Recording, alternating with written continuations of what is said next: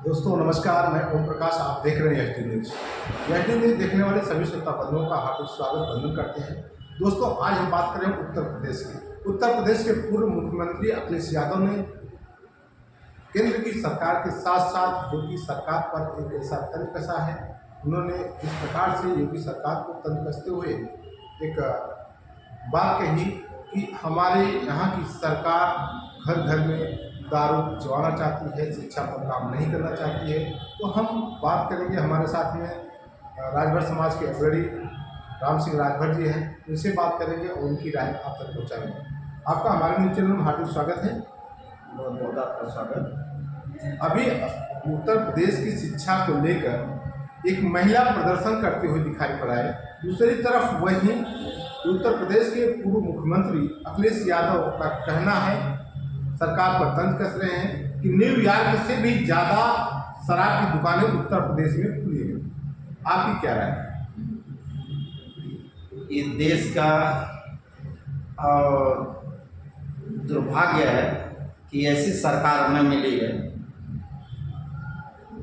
जो कि शिक्षा व्यवस्था को छोड़ के और बाकी दूसरे पावदान पे, जैसे कि आपके आस्था की तरफ, मैं कांवड़ यात्रा में एक टीचर ने एक बात कही थी, कांवड़ लेके मत जाना तुम ज्ञान का दीप जलाना, मानव की सेवा करके तुम अच्छे मानव बन जाना।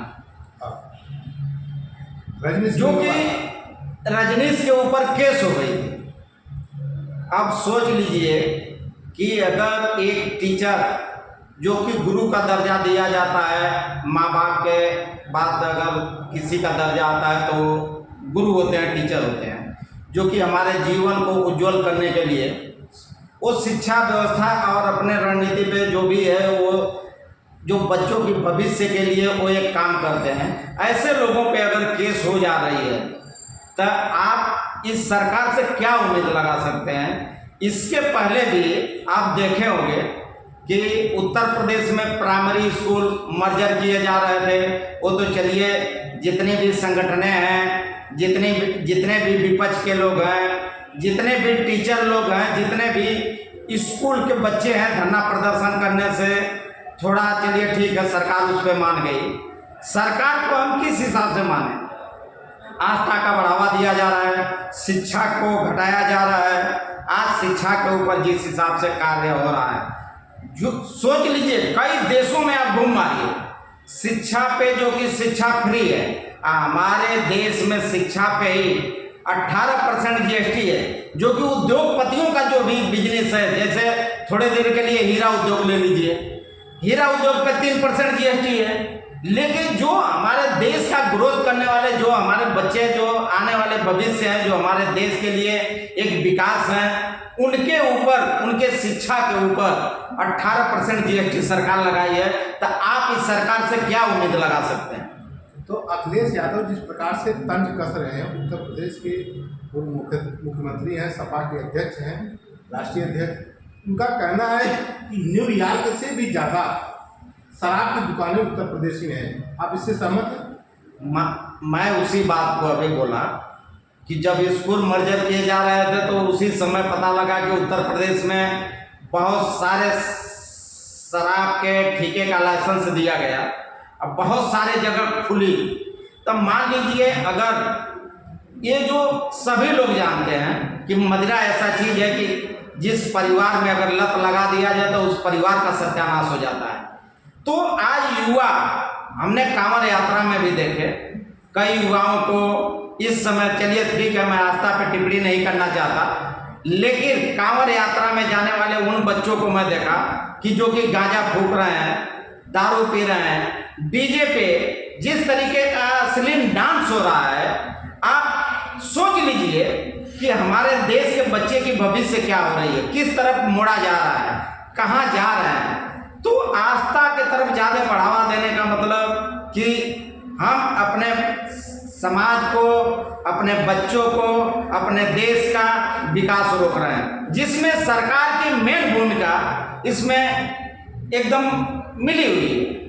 तो आपको ये मतलब आप भी उनकी बात से सहमत पक्का हैं कि हाँ, सरकार आस्था को बढ़ावा दे रही है और शिक्षा को घटा रही है। शिक्षा को अगर घटा रही है, शिक्षा जो रोजगार है उससे रोजगार मिलेगा कि आस्था जो है वहाँ पे मिलेगा, कि जो शराब की दुकानें हैं, शराब की दुकानें खुलेंगी तो हमको तो लगता है कि जगह जगह पे कुछ न कुछ रोजगार तो दुकानें चलेंगी। देखिए अखिलेश नहीं, जो चीज़ देश में हो रहा है सारे लोग देख रहे हैं।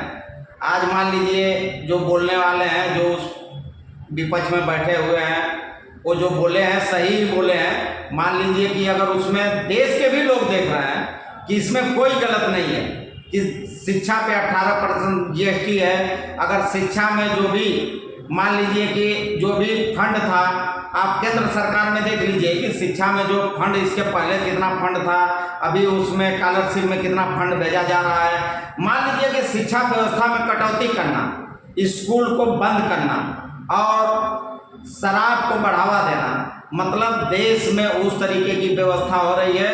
गरीब को गरीब बनाया जा रहा है और अमीर को अमीर बनाया जा रहा है। आप पहले बताइए,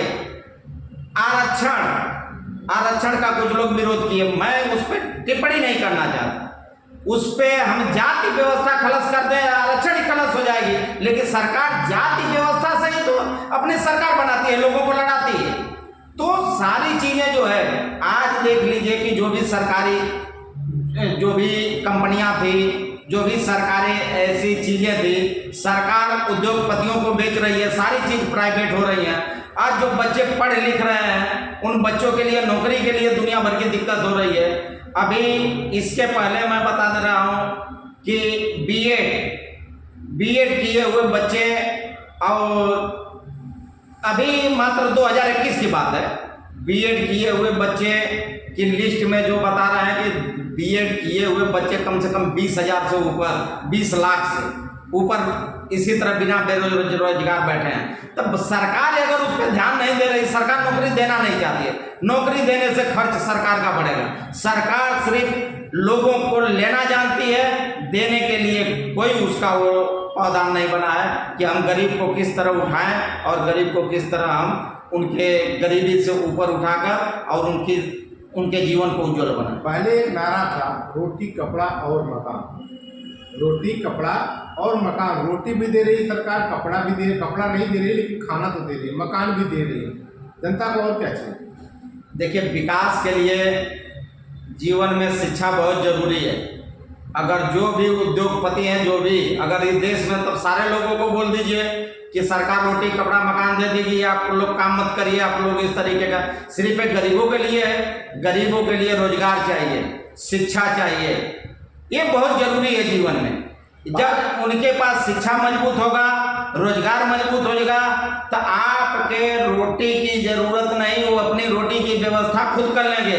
जो 5 किलो हम राशन की बात जो करते हैं, फ्री कर देते हैं, जो ये राशन की बात यहाँ नहीं है। यहाँ बात है कि किसी भी गरीब को रोजगार देकर, हम तो 5 किलो राशन देकर बेरोजगार बना रहे हैं और हम बोल रहे हैं कि हम राशन दे रहे हैं, गरीबों को राशन मिल रहा है, वो सही है। लेकिन आप राशन देके उनका जो भविष्य छीन रहे हैं, वो कहीं ना कहीं सरकार इस पे बहुत बड़ी गणित चल रही है। मेरा मानना है कि आस्था की तरफ कन्वर्ट कर रही है, शिक्षा को कमजोर कर रही है, बेरोजगार देश में धीरे धीरे एकदम हटा रही है, तो कहीं ना कहीं सरकार गरीबों को और गरीब बना रही है।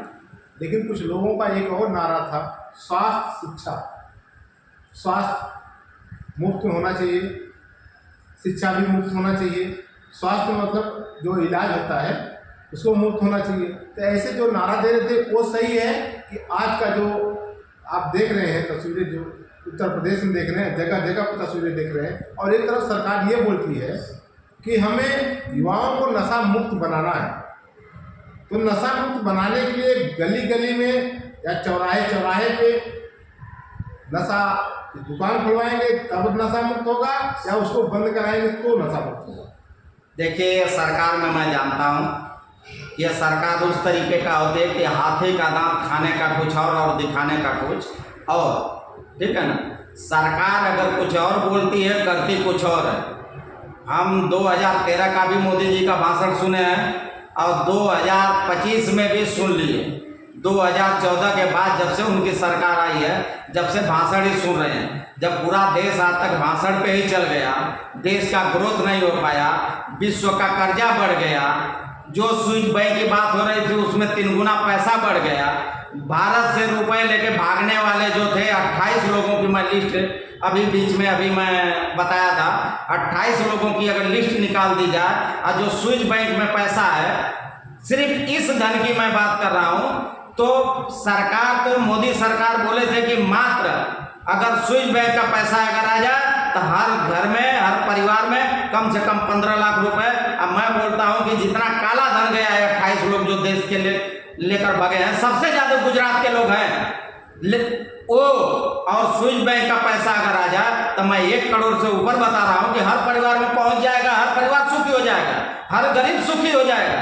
लेकिन मोदी जी को तो उनको फंड चाहिए, वो पार्टी को फंड चाहिए।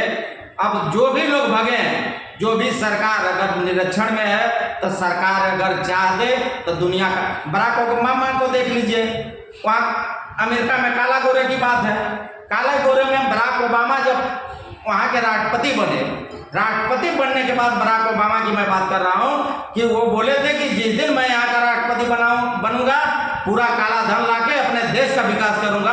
आप इतिहास उठा के देख लीजिए, बराक ओबामा जब राष्ट्रपति बने उसी बैंक से, स्विच बैंक से पूरा काला धन लाके और देश में, अपने देश में ग्रोथ किए।